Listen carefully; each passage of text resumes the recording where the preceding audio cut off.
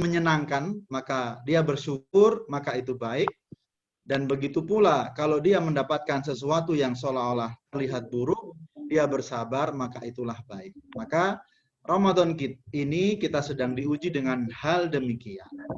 Maka marilah kita sambut Ramadan ini dengan sepenuh hati, dengan sepenuh kegembiraan, sebagaimana kita menyambut Ramadan pada tahun-tahun sebelumnya. Karena keimanan kitalah yang menyambutnya. Keimanan kitalah yang dipanggil. Ya ayyuhalladzina amanu. Dan kita tahu di dalam surat Al-Hajj ayat 32 disebutkan, dzalika wa may yu'azzim sya'airallah fa innaha min taqwal qulub. Yang demikian itu barang siapa mengagungkan syiar agama Allah adalah bukti adanya ketakwaan di dalam hati. Maka kalau kita bersyukur dan kalau kita memeriahkan dan mengagungkan kehadiran Ramadan, insya Allah itu bukti adanya ketakwaan dalam hati kita. Tapi kita memang harus punya alasan. Karena apa? Karena banyak orang di luar sana, mereka menyambut Ramadan, bergembira dengan datangnya Ramadan, kadang-kadang dengan sesuatu yang tidak berhubungan dengan Ramadan itu sendiri. Kadang-kadang orang bergembira dengan Ramadan karena melihat adanya peluang-peluang duniawi atau melihat ada kesempatan manusiawi. Maka kita sebagai seorang muslim, ketika kita menyambut Ramadan dengan sepenuh hati, ketika kita menyambut Ramadan dengan gembira, sesungguhnya karena memang itulah yang diperintahkan. Misalnya, kita tahu Ramadan sendiri adalah peluang Allah Subhanahu wa taala menggugurkan dosa-dosa kita. Disebutkan di dalam hadis Ramadan ila Ramadan mukaffirat lidzunub idza ujtuniba al-kabair. Dari Ramadan 1 ke Ramadan berikutnya, insya Allah akan menggugurkan dosa-dosa kita, lebih-lebih ketika kita menjauhi dosa-dosa besar. Maka dari sini, sahabat Laziz yang dimuliakan Allah Subhanahu wa taala, kita bergembira dengan datangnya Ramadan. Karena apa? Karena dijanjikan detoksifikasi tahunan. Atau kita mengeluarkan racun-racun dosa di dalam tubuh kita. Dosa-dosa kecil yang biasanya tidak kita sadari, atau mungkin kita sadari tapi senantiasa kita remehkan. Maka ini kesempatan yang harus kita syukuri. Kemudian juga kita menyambut sepenuh hati dan riang gembira bukan saja karena Ramadan menggugurkan dosa-dosa kita. Tapi karena kita insya Allah akan memasuki satu musim kebaikan. Satu momentum yang kita semua dimotivasi untuk meningkatkan amal soleh dan produktivitas. Maka kita diberikan gambaran tuftahu fi abwabul jannah wa tughlaqu fihi abwabun nar abwabul jahim wa tusaffadus syayatin. Yaitu bagaimana dibuka pintu surga, kemudian ditutup pintu neraka, dan kemudian dibelenggu setan-setan. Kalau istilah hari ini kita tahu, berarti sekarang gantian dunia syaitan yang di lockdown. Maka sesungguhnya ini harus menjadikan diri kita gembira. Karena apa? Berarti menjadi isyarat musim kebaikan terhampar di hadapan. Ketika seorang biasa beramal kebaikan, maka seharusnya dia menjadi bahagia ketika ada momentum dia di mana banyak orang beramal kebaikan. Maka inilah menguji sesungguhnya kita bergembira dengan tulus ketika kita melihat banyak orang juga berbondong-bondong melakukan kebaikan. Kemudian juga kita bergembira karena insya Allah bulan Ramadan adalah bulan yang menyemangati kita untuk bersemangat di dalam kerja-kerja sosial, kerja-kerja ukhuwah, bulan yang menguatkan kita untuk bersama-sama sebagaimana disebutkan oleh Rasulullah SAW atau testimoni dari Ibnu Abbas, kana ajwadun nas wa ajwadu ma yakunu fi Ramadan. Adalah Rasulullah SAW adalah orang yang dermawan dan lebih dermawan lagi pada bulan Ramadan. Maka ini semua sebenarnya sudah cukup menggambarkan kenapa kita harus menyambut Ramadan sepenuh hati, kenapa kita harus bersemangat dengan datangnya Ramadan, belum lagi dengan janji-janji Allah Subhanahu wa taala seperti bagaimana janji kita bisa mendapatkan kemuliaan 1000 bulan. Kemuliaan yang berlipat-lipat nilainya lebih dari 1000 bulan. Berarti bisa jadi lebih dari angka 83 tahun, di mana tidak semua kita, ya belum tentu kita mencapai pada usia 83 tersebut. Nah, sahabat Lazis Jateng yang berbahagia, tetapi masalahnya adalah ibadah itu senantiasa menyisakan dua kemungkinan, yaitu antara sukses dan gagal. Setiap ibadah itu ketika dijalankan dengan baik, maka dia bisa berbuah kesuksesan.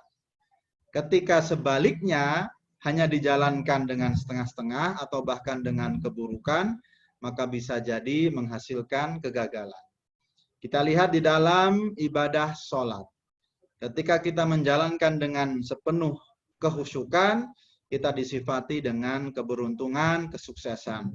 Dalam surat Al-Mu'minun, qad aflahal mu'minuna alladzina hum fi sholatihim khashi'un.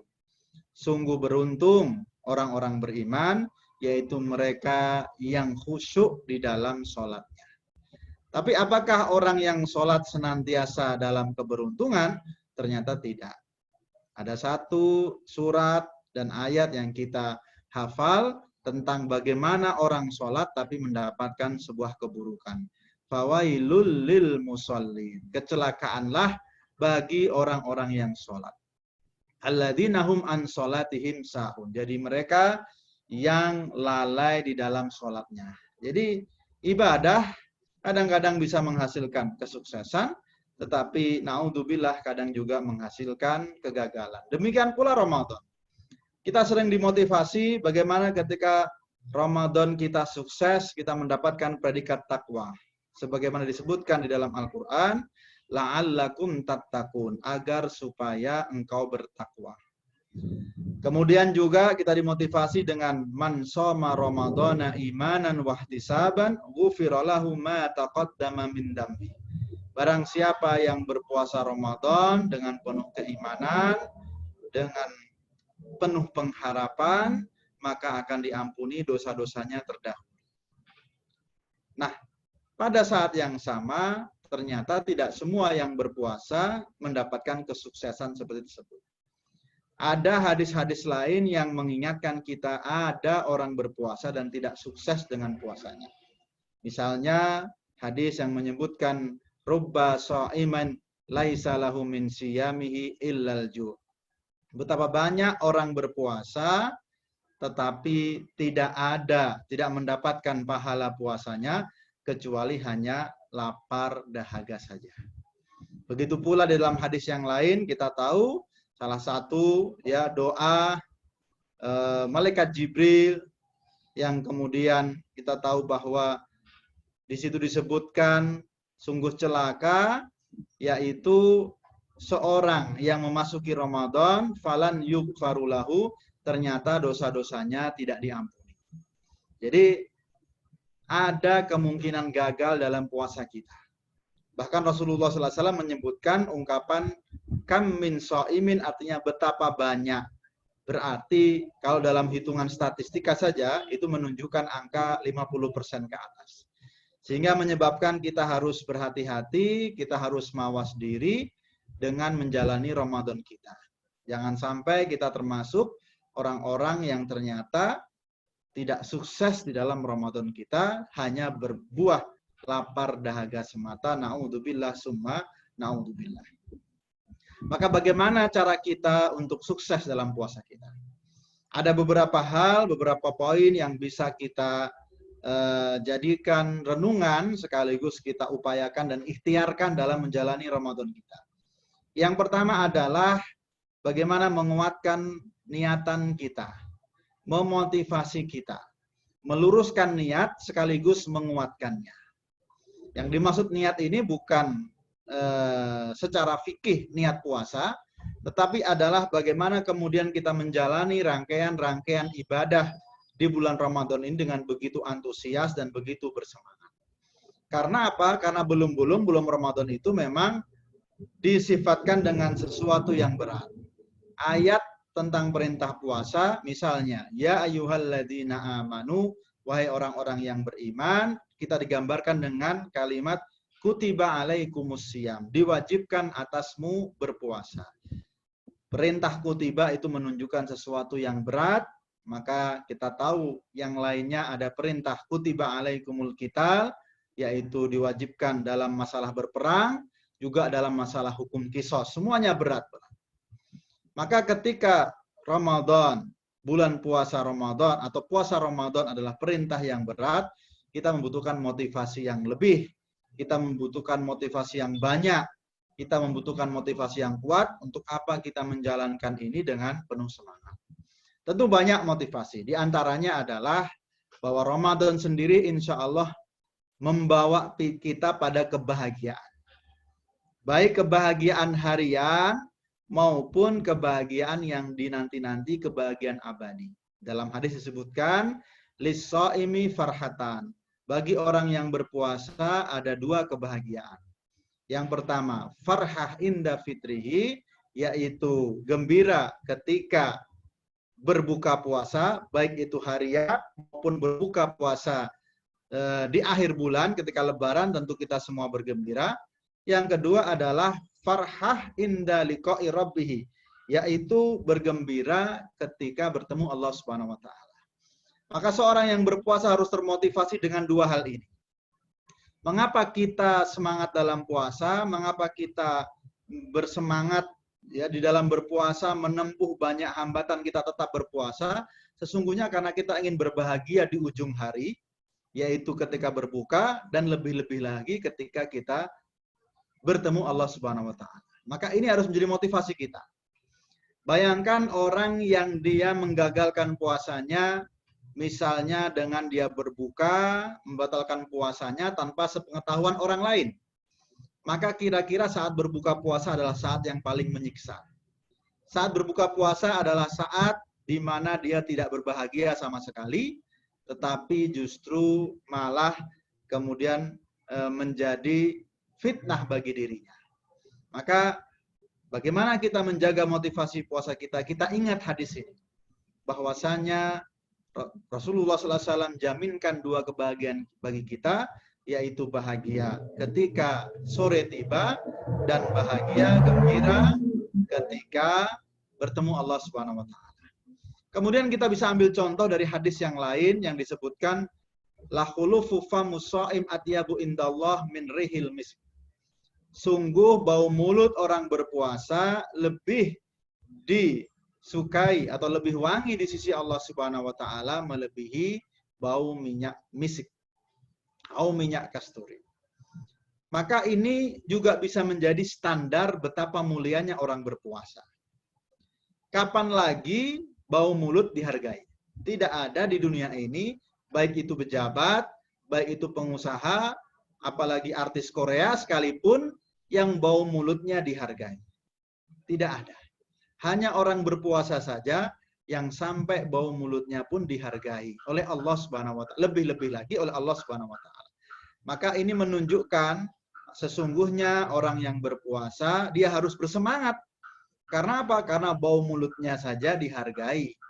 Apalagi ibadahnya, apalagi tilawahnya, apalagi karya-karyanya, apalagi kerjanya, kerja-kerja sosialnya.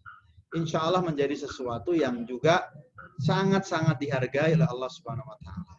Jadi mari kita luruskan niat kita, kuatkan motivasi kita, setidaknya melalui dua hadis tadi.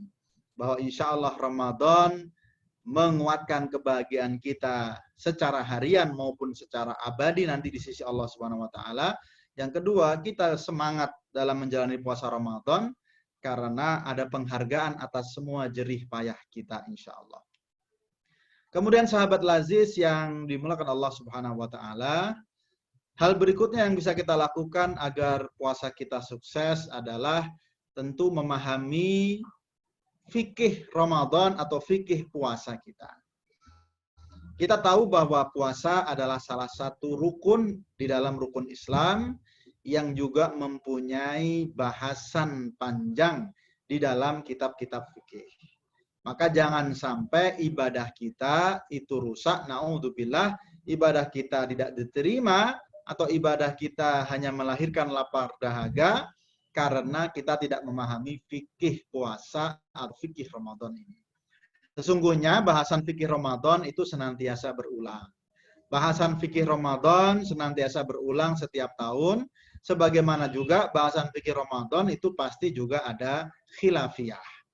Maka penting bagi kita, tentu kalau kita membahas secara utuh dalam pertemuan sore ini tidak akan cukup waktunya, tapi yang menjadi penting bagi kita, mari kita bisa menguatkan terkait tentang fikih Ramadan, apa saja yang membatalkan puasa, siapa saja yang diwajibkan, dan siapa saja yang boleh berbuka. Itu adalah bahasan-bahasan yang senantiasa berulang, tetapi kita harus terus menguatkannya setiap saat. Bahkan seorang Umar bin Khattab saja juga pernah gelisah.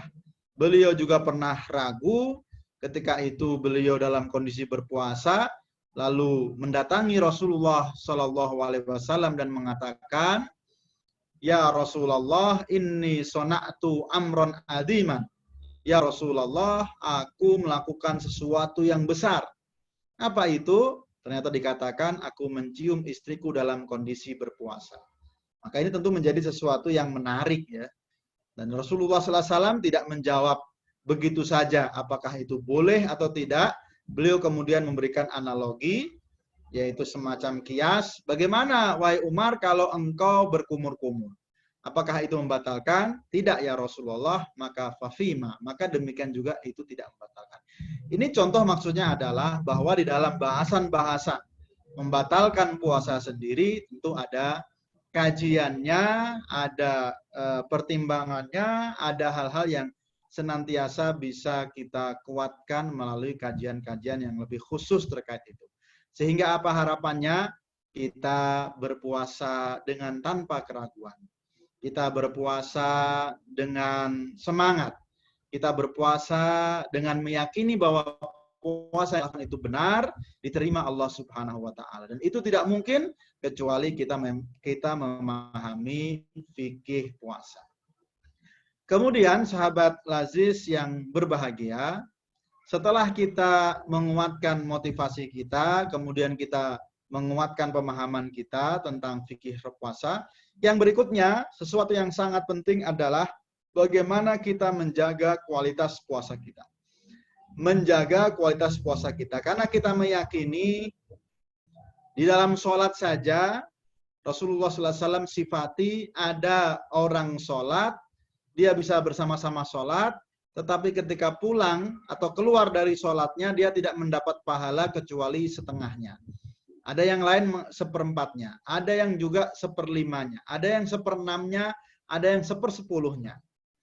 Maka begitu pula puasa kita, kalau kita tidak jaga, bisa jadi puasa kita ternyata hanya dinilai sedikit saja. Artinya ada hal-hal yang tidak optimal kita dapatkan dari pahala puasa kita. Maka harus kita hindari. Maka bagaimana kita menjaga keutuhan pahala puasa kita? Yang pertama tentu harus kita jalankan sunnah-sunnahnya. Sunnah puasa itu sesuatu yang indah. Sesuatu yang fitrah, sesuatu yang manusiawi. Contoh sunnah puasa itu adalah makan sahur. Lebih-lebih lagi adalah mengakhirkan sahur. Para ulama banyak membahas ketika disebutkan dalam hadis tasahharu fa inna fis sahur barokah, bersahurlah kalian, sesungguhnya dalam sahur ada keberkahan. Para ulama seperti Ibnu Hajar memberikan bahasan, apa sih yang dimaksud keberkahan? Ya, ternyata keberkahan ini luas sekali maknanya. Tapi kita meyakini bahwa makan sahur itu adalah satu ikhtiar kita untuk mendapatkan puasa yang sukses. Maka itulah keberkahan. Jadi ada pahala ikhtiar, ada pahala usaha kita. Kemudian juga sunnah yang lain adalah takjilul fitr, yaitu bagaimana takjil iftar, yaitu kita menyegerakan berbuka puasa. Maka ini adalah sunnah yang indah, sunnah yang manusiawi, sunnah yang sesuai fitrah.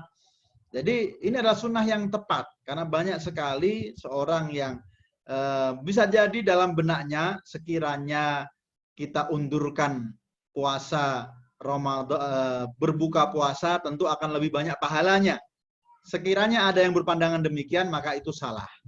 Ternyata sunnah kita tidak demikian. Sunnah Rasulullah SAW dikatakan senantiasa manusia dalam kebaikan selama mereka menyegerakan berbuka. Maka ini adalah satu gambaran bagaimana kita mengoptimalkan pahala Ramadan kita melalui kita menjaga sunnah-sunnahnya, dan juga jangan lupa kita jaga dari hal-hal yang bisa mengurangi pahala puasa kita. Sudah jelas, tadi sudah disebutkan hadisnya, Rasulullah SAW bersabda, ada banyak orang yang berpuasa hanya mendapatkan lapar dahaga. Di dalam hadis yang lain disebutkan bagaimana man lam yada qaula zur wal amal bihi falaisa lillahi hajah min an yada ta'amahu wa syarabahu. Siapa yang tidak meninggalkan perkataan dusta dan amal perbuatan dusta, maka sesungguhnya Allah tidak membutuhkan dia meninggalkan makan minum. Jadi ini adalah sesuatu yang kuat sekali. Satu ibarat yang kuat sekali. Seolah-olah kita dikatakan, ngapain Anda lapar-lapar dahaga kalau masih melakukan itu semua. Maka sekali lagi sahabat Laziz yang dimuliakan Allah Subhanahu wa taala, Imam Al-Ghazali dalam kitab Ihya Ulumuddin membagi orang yang berpuasa dalam 3 tingkatan. Yang pertama adalah puasa awam, yaitu mereka yang berpuasa dari makan, minum, dan syahwat. Yang golongan kedua adalah mereka yang berpuasa bukan hanya dari makan, minum, syahwat, tetapi juga menjaga anggota tubuh dari yang diharamkan. Maka dia berpuasa dari lisan yang keji, lisan yang dusta, lisan yang ghibah, mata yang memandang yang haram, telinga yang mendengar ghibah dan lain sebagainya. Itu adalah puasa jenis tingkatan. Dan kita juga tahu ada puasa yang berikutnya, puasa khusus. Kalau tadi yang kedua adalah puasa orang-orang salih, maka yang puasa yang khusus, yaitu mereka yang berpuasa dan ternyata pikirannya hanya fokus kepada Allah Subhanahu wa taala, fokus kepada negeri akhirat, fokus kepada zikrul maut, maka mereka tidak menyibukkan banyak hal ketika puasa Ramadan. Inilah golongan yang ketiga. Ketika kita tidak mampu masuk dalam golongan ketiga, sesungguhnya berarti kita harus berikhtiar supaya masuk dalam golongan kedua. Yaitu tadi, kita menjaga dari lisan yang berdusta, lisan yang emosional, juga dari telinga yang mendengar ghibah, atau dari mata kita yang memandang yang haram, maka kita hindarkan, dan semoga dengan itu pahala puasa kita akan utuh di hadapan Allah Subhanahu wa taala. Kemudian sahabat Laziz yang berbahagia, upaya kita berikutnya yang keempat agar Ramadan kita sukses adalah mari kita hias Ramadan kita ini. Kita jadikan Ramadan ini betul yaitu sebagai bulan yang penuh amal soleh. Kita ingat banyak orang mengatakan selamat menjalankan ibadah puasa Ramadan, sesungguhnya itu kurang tepat, walaupun tentu tidak salah. Kita bisa optimalkan dengan mengatakan selamat menjalankan ibadah Ramadan. Karena sesungguhnya Ramadan adalah paket rangkaian ibadah yang luar biasa. Maka harus kita hiasi Ramadan kita. Jangan sampai bulan Ramadan menjadi alasan kita untuk bermalas-malasan. Jangan sampai bulan Ramadan menjadi alasan kita hanya untuk kenyang-kenyangan di malam hari. Inilah yang digambarkan oleh Syekh Qardawi. Beliau merenungi kondisi Ramadan hari ini dengan Ramadan pada masa-masa salafus saleh. Ramadan pada masa-masa salafus saleh itu melahirkan kemenangan demi kemenangan. Perang Badar itu dijalani para sahabat dalam bulan Ramadan. Sebagian mereka dalam kondisi puasa Ramadan. Kemudian juga Fathu Makkah dijalani sahabat dalam kondisi bulan Ramadan. Belum lagi ada perang Antokiyah, ada perang Salahuddin Al-Ayyubi, Ma'rakatul Hittin, itu semua juga dalam bulan Ramadan. Dan banyak sekali peperangan-peperangan kecil juga yang menjadikan Ramadan itu sebenarnya banyak menjadi inspirasi kemenangan kaum muslimin.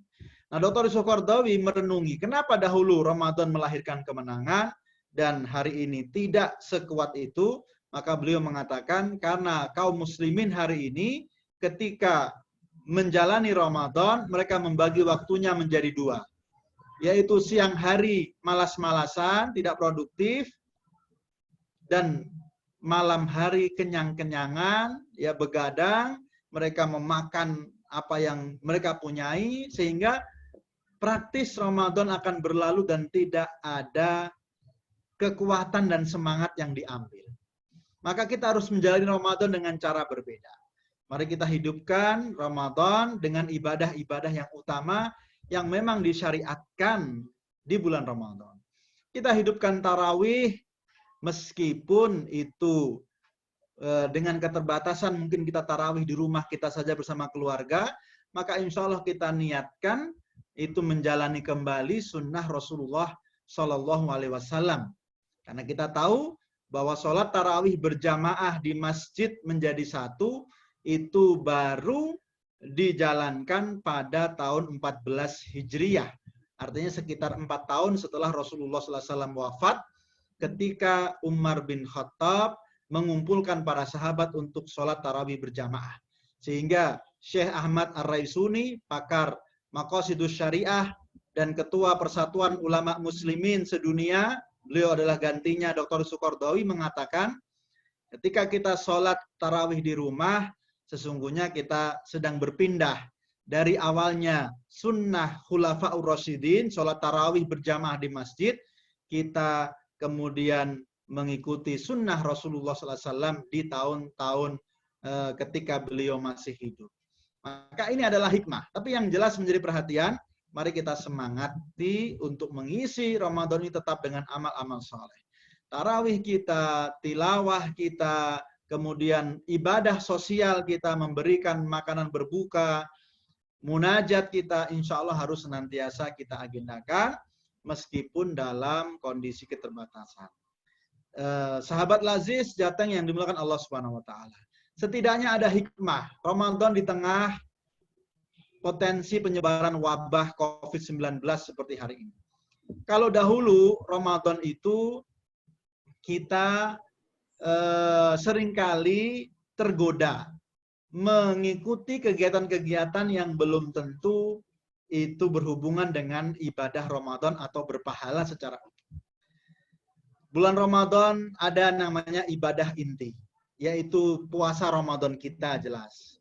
Ada tilawah dan tadarus kita, itu adalah ibadah inti. Ada sedekah kita, sebagaimana disebutkan dalam hadis. Tetapi dalam bulan Ramadan ada juga yang namanya ibadah syiar, ibadah pendukung, sekaligus tradisi-tradisi yang baik. Maka ada buka bersama, ada ceramah harian, ya, ada berbagai macam event-event yang di situ memotivasi orang untuk berbuat kebaikan. Tapi kita juga tahu bahwa dalam bulan Ramadan kadang-kadang ada kegiatan yang tidak ada hubungannya dengan Ramadan, yaitu kegiatan yang berupa perayaan, seremonial, festivalisasi, atau komersialisasi yang ternyata mengganggu kehusyukan Ramadan kita. Misalnya apa yang dilakukan di media-media televisi, acara-acara yang hiruk pikuk, gegap gempita ketika sahur, itu justru sebenarnya merusak sahur kita, merusak Ramadan kita, merusak kehusukan kita dalam sahur. Itu contohnya. Belum lagi di pusat perbelanjaan dengan gegap gempitanya, kalau kita tidak hati-hati bisa jadi Ramadan 10 hari terakhir kita masih sibuk dengan mengunjungi pusat perbelanjaan untuk persiapan lebaran dan mudik, dan tentu ternyata mengurangi waktu kita yang seharusnya di dalam beriktikaf atau mencari Lailatul Qadar. Maka sekali lagi sahabat Laziz Jateng yang dimuliakan Allah Subhanahu wa taala, ini momentum kita. Lebaran ini kita tidak berpikir banyak tentang mudik. Lebaran ini kita tidak berpikir banyak tentang persiapan yang luar biasa. Semoga kita bisa fokus kepada ibadah-ibadahnya. Dan yang terakhir adalah bagaimana kita ikhtiar kita agar sukses Ramadan. Yang terakhir, yang kelima adalah yaitu kita berusaha untuk mempertahankan Ramadan kita.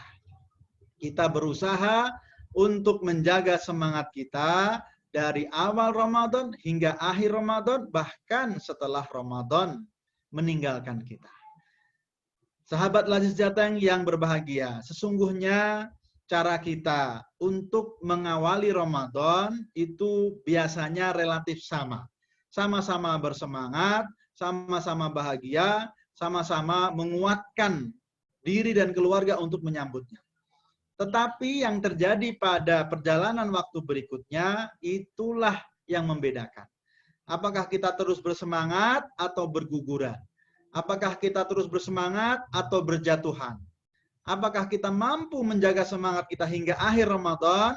Sebagaimana diisyaratkan Rasulullah SAW, karena idza dakhala asrul awakhir, beliau ketika masuk 10 malam yang akhir, justru malah semangat membangunkan, semangat mempersiapkan diri untuk ibadah, dan semangat menghidupkan malam-malamnya. Maka ingat, ternyata yang disebut dengan sukses Ramadan bukan hanya ketika mengawalinya dengan semangat, tapi juga mengakhirinya dengan semangat. Lebih-lebih lagi kalau kemudian yang disebut sukses Ramadan tentu adalah ketika semua nilai-nilai tarbawiyah dari bulan Ramadan bisa kita serap hayati dan kita aplikasikan dalam hari-hari berikutnya. Sahabat Lazis yang berbahagia, yakinlah bahwa sebuah ibadah disyariatkan itu bukan hanya agar kita mendapatkan pahala ketika kita menjalankannya, atau kita mendapat dosa ketika kita melalaikannya. Tidak hanya itu. Yakinlah bahwa semua ibadah itu disyariatkan untuk mengubah kualitas kehidupan kita, untuk mengubah kualitas kepribadian kita. Ramadan adalah tarbiyah. Ramadan adalah momentum 30 hari mengasah diri kita yang barangkali dalam hari-hari kemarin tidak sepenuhnya kita perhatikan. Maka semoga Ramadan ini menjadi momentum bagi kita meningkatkan kualitas diri kita, sehingga insya Allah membawa kemanfaatan bagi keluarga kita, bagi masyarakat kita, dan bagi umat seluruhnya insya Allah. Semoga Allah Subhanahu wa taala memudahkan, semoga kita diberikan kekuatan untuk istiqomah, diberikan kekuatan untuk mengisi dan menjalani hari-hari Ramadan dengan penuh ketaatan, dengan penuh keberkahan dan kemudahan. Semoga kita sehat selalu dan semangat. Mohon maaf atas kesalahan dan kekurangan. Aqulu qauli hadza wastaghfirullahi li wa lakum. Innahu huwal ghafurur rahim. Wassalamualaikum warahmatullahi wabarakatuh. Waalaikumsalam.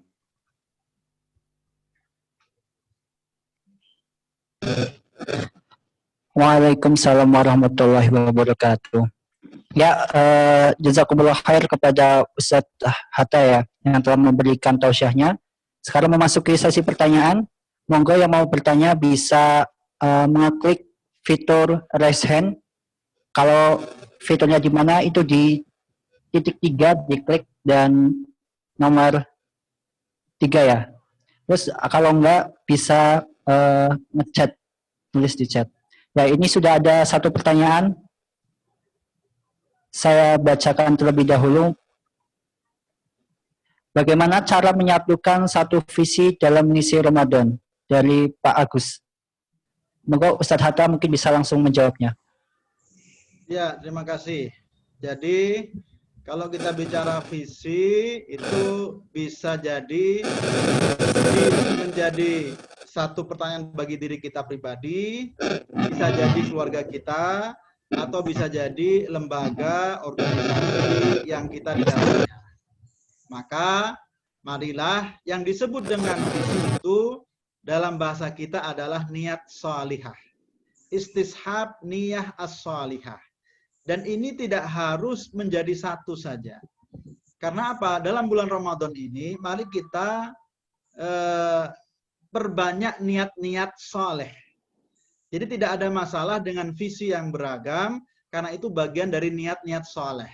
Karena apa? Karena memang bulan Ramadan dimungkinkan bagi kita untuk melakukan produktivitas di dalam banyak hal. Meskipun mungkin ada yang mau fokus, silahkan. Kalau misalnya dalam konteks pribadi. Dalam konteks pribadi ada yang kemudian mengatakan Ramadan ini saya akan fokus kepada murajaah. Barangkali dia punya hafalan yang dalam 2-3 tahun tidak pernah dimurajaah, maka dia ingin fokus dalam murajaah. Tentu yang diinginkan ini adalah baik. Dan saya yakin ketika dia mengatakan fokus pada murajaah, bukan berarti tidak melakukan amal-amal kebaikan lainnya. Ini yang harus perlu kita pahami. Kemudian juga ada seorang yang, saya akan fokus untuk menyelesaikan kitab A, untuk menambah ilmu. Maka itu namanya adalah istishab niat solihah. Yaitu apa? Memberikan banyak niat-niat soleh dalam setiap amal kita. Dalam keluarga juga demikian. Kita bisa berikan satu visi yang kuat, tapi dalam aplikasinya ternyata bisa jadi banyak sekali kegiatan yang bisa kita lakukan. Demikian pula. Jadi ada mungkin kita punya misalnya Ramadan ini adalah Ramadan khidmah. Maka itu bisa menjadi satu niatan utama. Bagaimana Ramadan kita menjadi khairun nas anfa'ahum linnas. Yaitu menjadi orang yang paling bermanfaat bagi yang lainnya. Kita harus punya program kegiatan yang menimbulkan atau menghasilkan kemanfaatan. Saya yakin ketika kita punya visi tersebut, bukan berarti kemudian kita meninggalkan tilawah kita. Bukan berarti kemudian kita meninggalkan tadarus dan meninggalkan tarawih kita. Maka sesungguhnya tidak ada masalah kalau kita mungkin secara misalnya keluarga kita kumpulkan, dalam organisasi kita kumpulkan, kita punya visi penekanan fokus Ramadan itu apa, itu silahkan. Tetapi yang terpenting harus kita yakini bahwa kesempatan beramal di Ramadan terbuka luas, jangan kita tinggalkan. Ya, visi boleh fokus, tapi aplikasi kita tetap berusaha untuk mendapatkan kebaikan-kebaikan amal di bulan Ramadan semuanya. Wallahu a'lam bishawab. Terima kasih atas pertanyaannya Kiai Agus ya dari Salatiga. Jazakumullah khair kepada Ustaz Hatta yang telah memberikan jawabannya. Dan berikut ada pertanyaan lagi Ustaz dari Pak Agung. Bagaimana cara jihad dalam peperangan ketika saat berpuasa? Apakah tidak boleh emosi contohnya? Karena hari ini kita dihantui kriminalitas kejahatan di luar. Bisa dijelaskan Ustaz? Terima kasih. Monggo kepada Ustaz mungkin Ya, bisa menjawabnya. Jadi tentu konteksnya adalah yang disebut kita menjaga emosi adalah pada sesuatu yang memang kita tidak boleh terlalu emosi ya. Pada sesuatu yang memang itu bersikap hubungan antar individu. Sehingga dikatakan ketika ada dalam hadis ya, ketika ada seorang yang memprovokasi, maka dia mengatakan falyakul inimra'un shaim. Hendaklah mengatakan aku sedang berpuasa. Maka yang perlu kita sadari di sini adalah tentu dalam hal-hal yang tidak berkaitan dengan penegakan hukum, tidak berkaitan dengan amar ma'ruf nahi mungkar. Tetapi ketika ada hal-hal yang memang kita harus amar ma'ruf nahi mungkar, maka tetap kita tegakkan. Jadi yang disebut dengan kita menahan diri, menahan emosi, itu dalam hal-hal pergaulan sehari-hari yang memang kita bisa saling sabar. Tapi ketika itu berupa amar ma'ruf nahi mungkar, ada satu kemungkaran yang jelas-jelas di hadapan kita, ada satu kemungkaran yang kita bisa mencegahnya, maka tentu kita tetap harus mencegahnya. Jadi bukan berarti kemudian, dilarang karena sedang berpuasa. Tidak. Ketika ada kemungkaran, tetap kita harus mencegahnya. Dan sejarah Rasulullah SAW pun demikian. Para sahabat, salafus saleh, mereka ketika bulan Ramadan, diantaranya menghabiskan waktunya untuk berjihad. Walaupun tentu ada dalam banyak riwayat, dalam perang Badar, dalam Fathu Makkah misalnya, ketika itu juga ketika sudah mendekati musuh diminta berbuka oleh Rasulullah Shallallahu Alaihi Wasallam. Tapi itu dalam konteks rukhsah. ya rukhsah ketika mereka sedang mau berjihad, maupun rukhsah karena mereka sendiri adalah musafir. Tapi dalam konteks kita sehari-hari hari ini, yang perlu dipahami yang namanya menahan emosi, itu misalnya dengan keluarga kita, ya, dengan anak istri kita, dengan teman-teman kita, dalam hal-hal keseharian yang bisa kita perbaiki tanpa harus mengeluarkan emosi kita. Bisa kita luruskan tanpa harus menghabiskan energi kita dengan membuli, dengan menghardik, dengan membentak. Adapun terkait penegakan hukum, amar ma'ruf nahi mungkar, apalagi kriminalitas, maka tentu harus ditegakkan. Dan dengan kondisi seperti itu, kalaupun kita ada marah, ya, insya Allah itu tidak berarti kemudian menggugurkan pahala puasa kita. Tapi sekali lagi tentu ketika kita menegakkan hal-hal semacam itu di masyarakat, harus kita juga mempunyai adab dan etika Islam. Kita mempunyai akhlak Islam. Ketika kita jangan sampai justru malah menjadi contoh dalam perilaku main hakim sendiri. Tentu itu tidak tepat. Maka sekali lagi, yang disebut menahan emosi tentu pada hal-hal yang bersifat ringan keseharian. Dalam penegakan hukum, dalam amar ma'ruf nahi mungkar, kita tetap berupaya menegakkannya dengan etika dan adab Islam. Wallahu a'lam bishawab. Ya, jazakumullah khair atas jawabannya. Pertanyaan selanjutnya yaitu bagaimana kalau fidyah tahun lalu belum dibayarkan, tapi sekarang sudah puasa lagi? Apakah bisa dibayarkan tahun berikutnya? Moga Ustadz bisa dijawab. Ya, segera dibayarkan saja kalau begitu. Namanya belum dibayar, pasti jawabannya segera dibayar, ya. Jadi tidak yang namanya membayar fidyah itu lebih baik, lebih cepat, lebih baik. Misalnya di akhir Ramadan atau ketika Syawal, ya, atau pas Ramadan itu segera bayarkan dan lebih cepat, lebih baik. Jangan menunda-nunda karena itu akan menjadi tanggungan dan tunggakan untuk ahli waris kalau ternyata Allah takdirkan hal yang lain bagi kita.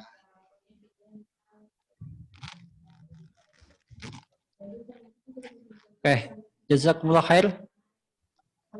Mungkin ada yang mau bertanya lagi, silakan. Kalau ada yang mau bertanya, bisa chat atau ngeklik fitur raise hand ya, untuk teman-teman Lasis datang.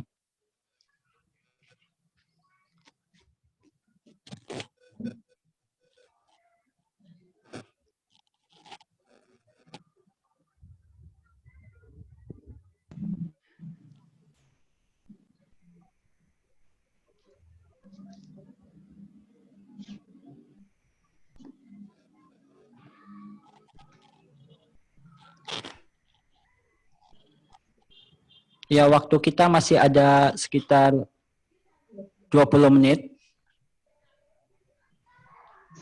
Sampai setengah 6. Monggo pada teman-teman yang mau bertanya seputar Ramadan atau mungkin fikih Ramadan yang tadi disebutkan dalam poin kedua ya. Silakan kalau ada yang mau bertanya lewat fitur chat atau raise hand.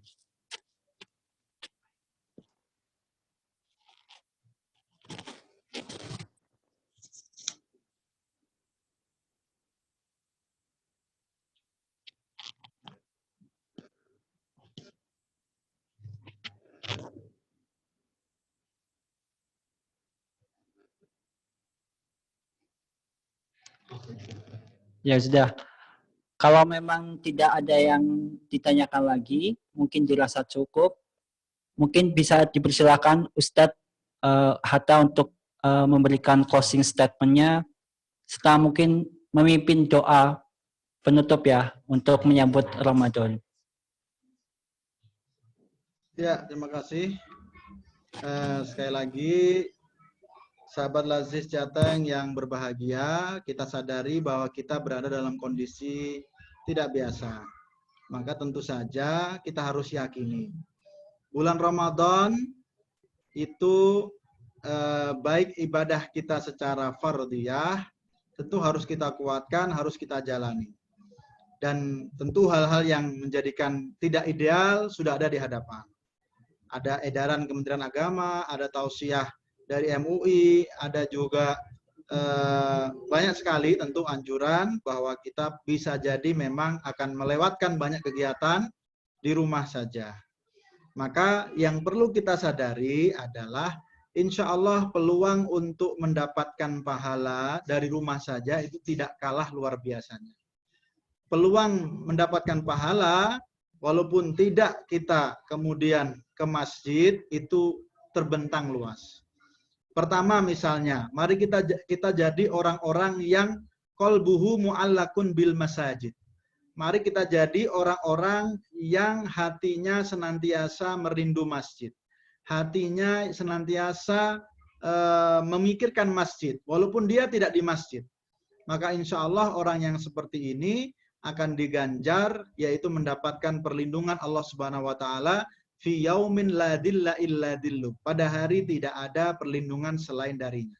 Jadi kita harus bisa kuatkan hal-hal semacam ini. Begitu pula mari kita niatkan dengan sepenuh niatan ya bahwa kita menginginkan menjalani Ramadan dengan sepenuh kebaikan dalam kondisi normal, tetapi kita terkena uzur sehingga tidak mampu menjalaninya dengan kondisi normal. Kalau orang sudah berniat kebaikan lalu mendapatkan uzur karena keterbatasan, maka insya Allah kita mendapatkan pahala sebagaimana kita menjalani Ramadan ini dalam kondisi normal. Dan yang ketiga ini yang paling penting, sekuat apapun Ramadan kita di masjid hari ini, sehebat apapun amal ibadah kita, ternyata Rasulullah SAW sudah memberikan prioritas sejak awal. Beliau mengatakan, aku keluar, jadi keluar dari masjid, keluar dari rumah, dalam arti untuk apa? Aku menyelesaikan urusan saudaraku, menyelesaikan urusan saudaranya adalah menutupi kebutuhan-kebutuhannya, membantu urusan-urusannya, menolongnya. Kata Rasulullah SAW, lebih aku sukai daripada beriktikaf di Masjid Nabawi selama 1 bulan. Jadi Rasulullah SAW sudah menebak, sudah memproyeksikan. Ada orang yang akan galau, bagaimana dengan amal-amal ibadahnya. Maka kemudian Rasulullah SAW memberikan satu inspirasi. Kalau kita mau fokus hikmah dalam Ramadan ini, kita hikmah melalui kerja-kerja sosial, kita hikmah melalui mengingatkan masyarakat untuk berzakat dan berdonasi, kita hikmah untuk menolong fakir miskin melalui apa yang diamanahkan kepada kita. Meskipun kita tidak banyak di masjid atau tidak ke masjid Ramadan ini, insya Allah pahalanya seperti pahala iktikaf di Masjid Nabawi. Itu harus kita yakini. Jadi kalau ada yang gelisah dengan tidak ke masjid pada waktu Ramadan ini, maka ingatlah hadis ini. Berbuatlah kebaikan, berbuatlah amal sosial, lebih baik pahalanya dari iktikaf sebulan. Sebulan itu berarti Ramadan utuh kita iktikaf di Masjid Nabawi.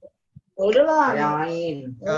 Sekali lagi, Rasulullah SAW ingatkan, khairun nas anfa'uhum linnas.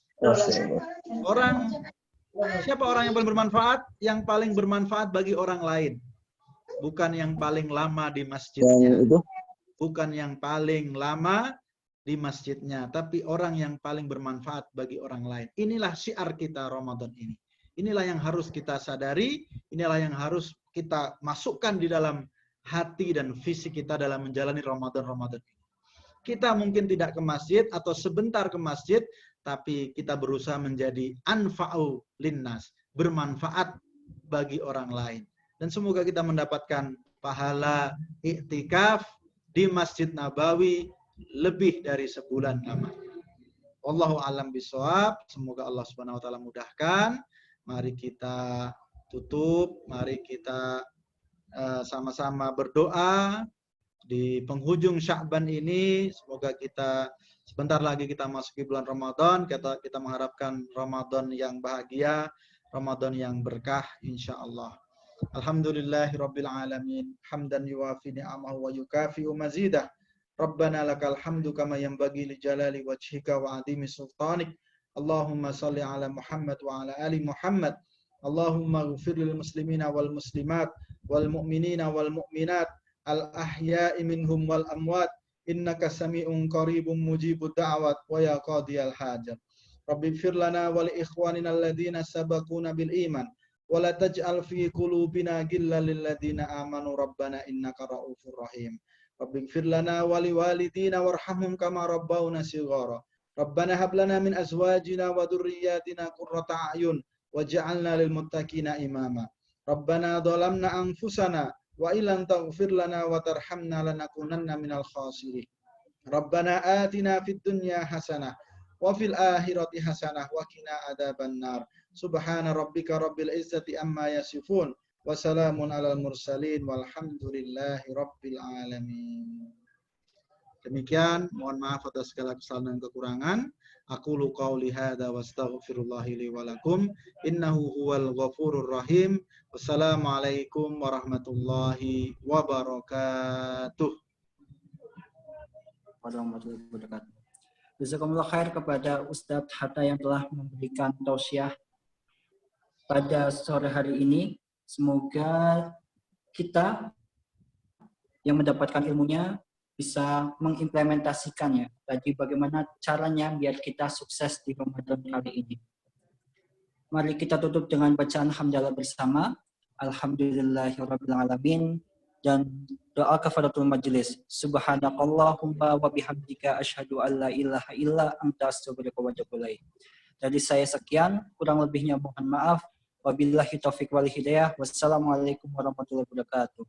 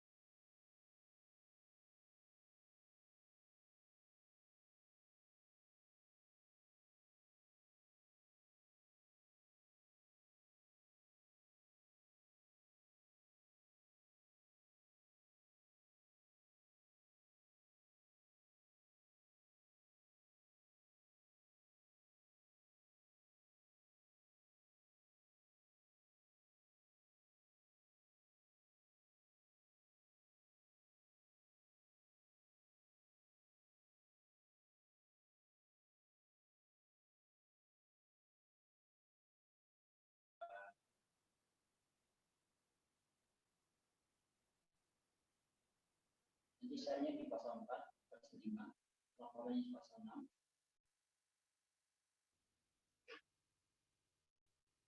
Tadi sudah